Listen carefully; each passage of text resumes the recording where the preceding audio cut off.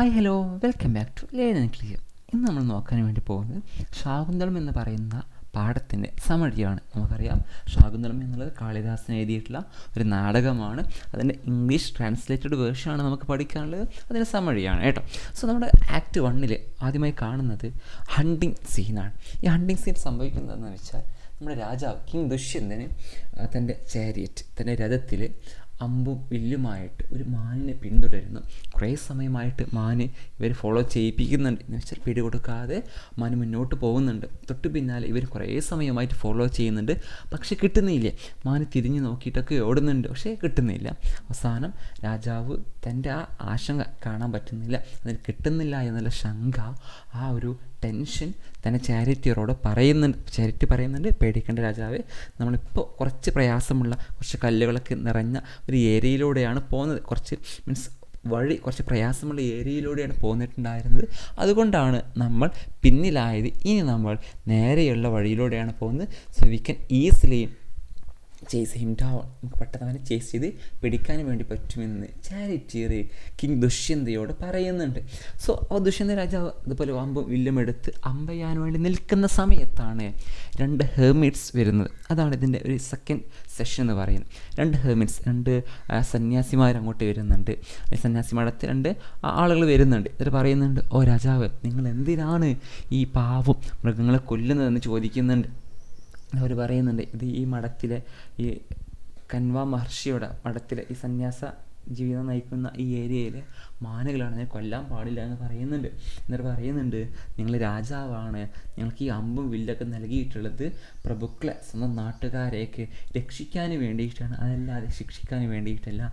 എന്തിനാണ് ഈ ചെറിയ പാവം മാനെ കൊല്ലുന്നതെന്ന് ചോദിക്കുന്ന സമയത്ത് ഇദ്ദേഹം, നമ്മുടെ കിങ് ദുഷ്യന്ത, തൻ്റെ അമ്പും വില്ലും പിൻവലിക്കുന്നു. കൊല്ലാതെ അതിനെ ജീവിക്കാൻ വേണ്ടി അനുവദിക്കുന്നു. ഇത് കാണുന്ന സമയത്ത് ഹെർമിറ്റ്സ് രാജാവിനെ പുകഴ്ത്തുന്നുണ്ട്. നിങ്ങൾ നല്ലൊരു മനുഷ്യനാണ്, നിങ്ങൾ എല്ലാ രാജാക്കന്മാർക്കും ഒരു സിമ്പലാണ് എന്നൊക്കെ പറഞ്ഞ് രാജാവിനെ പുകഴ്ത്തുന്നുണ്ട്. അതിനുശേഷം കാണുന്നത് ഈ കിങ് ദുഷ്യന്തയെ തൻ്റെ മഠത്തിലേക്ക് ക്ഷണിക്കുന്ന ഹെർമിറ്റ്സിനെയാണ്. നിങ്ങൾ ഞങ്ങൾ മഠത്തിലേക്ക് വിസിറ്റ് ചെയ്യൂ എന്ന് ചോദിക്കുന്ന സമയത്ത് കൻവ മഹർഷി ഇല്ല എന്ന് ചോദിക്കുന്നുണ്ട്. അപ്പോൾ പറയുന്നുണ്ട്, മഹർഷി ഇല്ല, അദ്ദേഹം സോമതീർത്ഥിയിലേക്ക് ഗസ്റ്റിനെ സ്വീകരിക്കാൻ വേണ്ടി പോയതാണ്. ഇപ്പോൾ അവിടെയുള്ളത് ശകുന്തള ദേവിയാണ്. തീർച്ചയായിട്ടും ഗസ്റ്റിനേക്ക് ശകുന്തള ദേവിയാണ് സ്വീകരിക്കുന്നത് എന്നൊക്കെ പറയുന്നു. ഓക്കെ, എങ്കിൽ ഞാൻ പോയിക്കൊള്ളാം എന്ന് പറഞ്ഞിട്ട് കിങ് ദുഷ്യന്ത ശകുന്തള ദേവിയുടെ അടുത്തേക്ക്, അല്ലെങ്കിൽ ആ ഒരു മഠത്തിലേക്ക് പോകുന്ന സമയത്ത്, കുറച്ചെത്തുന്ന സമയത്ത് അവർക്ക് മനസ്സിലാവുന്നുണ്ട് ആ മഠത്തിലെത്തിയിട്ടുണ്ട്, മീൻസ് അതിന് പരിസരം എത്തിയിട്ടുണ്ട്. കാരണം പക്ഷികളുടെ ചുണ്ടിൽ നിന്ന് വീണ അരിമണികൾ കാണുന്നുണ്ട്. അതേപോലെ തന്നെ ഓയിൽ പുരണ്ട സ്റ്റോൺസ് അവിടെ കാണുന്നുണ്ട്. സോ രാജാവ് ചാരിറ്റ് മീൻസ് രഥം അവിടെ നിർത്താൻ വേണ്ടി പറയുന്നു. എന്നിട്ട് പറയുന്നുണ്ട്, നമ്മുടെ ഒരു മഠത്തിലേക്ക് പോകുന്ന സമയത്ത് വളരെ സിമ്പിളായിട്ട് പോയിരിക്കണം എന്ന് പറഞ്ഞ് അദ്ദേഹം തൻ്റെ അമ്പും വില്ലും തൻ്റെ ആഭരണങ്ങളൊക്കെ അഴിച്ചിട്ട് തൻ്റെ ചാരിറ്റി രഥം ഓടിക്കുന്ന ആൾക്ക് കൈമാറുന്നുണ്ട്.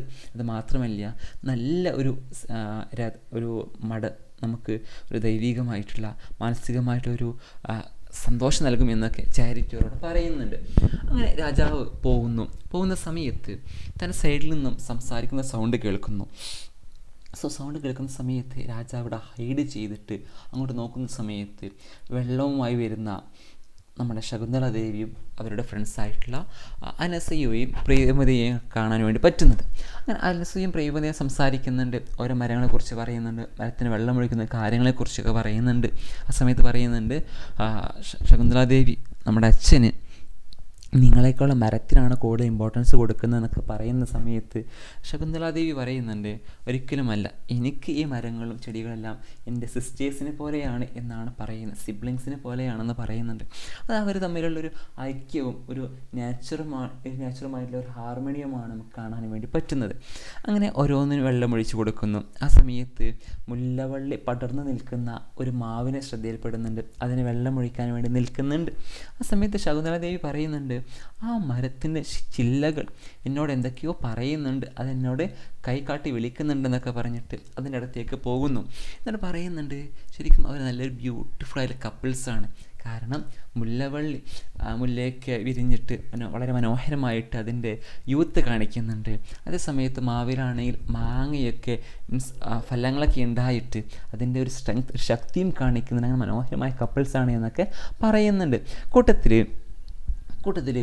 ഇവർ പറയുന്നുണ്ട്, അനസൂയ പറയുന്നുണ്ട്, നിങ്ങൾ ഈ പൂ വിരിയാനിരിക്കുന്ന മരങ്ങൾക്ക് മാത്രം വെള്ളമൊഴിച്ചാൽ പോരാ, പൂ വിരിഞ്ഞു കഴിഞ്ഞ മരങ്ങൾക്കും വെള്ളമൊഴിക്കണം എന്നും നമ്മുടെ അനസൂയ പറഞ്ഞു കൊടുക്കുന്നുണ്ട്. അതിനുശേഷം കാണുന്നത് നമ്മുടെ മാവിൻ്റെ അടുത്തേക്ക് എന്താവുന്നു, ശകുന്തളാദേവി ഫൈനലി എത്തുന്നു. ആ സമയത്ത് അവിടെ ഉണ്ടായിരുന്ന അല്പം തേനീച്ചകൾ, വണ്ടുകൾ എന്താവുന്നു, ബീസ് ഇതിനെ അറ്റാക്ക് ചെയ്യുന്ന സമയത്ത് എന്നെ വന്ന് രക്ഷിക്കൂ എന്ന് അനസൂയയോടും പ്രിയംവദയോടും ശകുന്തളാദേവി പറയുന്നുണ്ട്. ആ സമയത്ത് പറയുന്ന ഡയലോഗുണ്ട്, ഈ നാടിൻ്റെ അല്ലെങ്കിൽ ഈ കാടിൻ്റെ രക്ഷകനായിട്ടുള്ള ദുഷ്യന്ത മഹാരാജാവിനെ വിളിച്ചോളൂ, നിന്നെ രക്ഷിക്കാൻ ഞങ്ങൾ ആരാണ് എന്ന് ഒരു തമാശ രൂപേണ അനസൂയയും പ്രിയംവദയും ശകുന്തളാദേവിയോട് ചോദിക്കുന്നുണ്ട്. സോ ഇതാണ് നമ്മുടെ ഈ കഥയോടെ അല്ലെങ്കിൽ ഈ നാടകത്തിൻ്റെ സമഴി എന്ന് പറയുന്നത്. വളരെ ഷോർട്ടായിട്ട് പറഞ്ഞ സമഴിയാണ്. ഇതിൻ്റെ ഡീറ്റെയിൽ വീഡിയോ നമ്മുടെ ചാനലിൽ അപ്ലോഡ് ചെയ്തിട്ടുണ്ട്. അതിൻ്റെ ലിങ്കും ഇതിൻ്റെ ആക്ടിവിറ്റീസിൻ്റെ ലിങ്കും ഞാൻ ഡിസ്ക്രിപ്ഷൻ ബോക്സിൽ അറ്റാച്ച് ചെയ്തിട്ടുണ്ട്. For such more videos please subscribe our channel and share with your friends. Thank you all and see you in the next class with another chapter.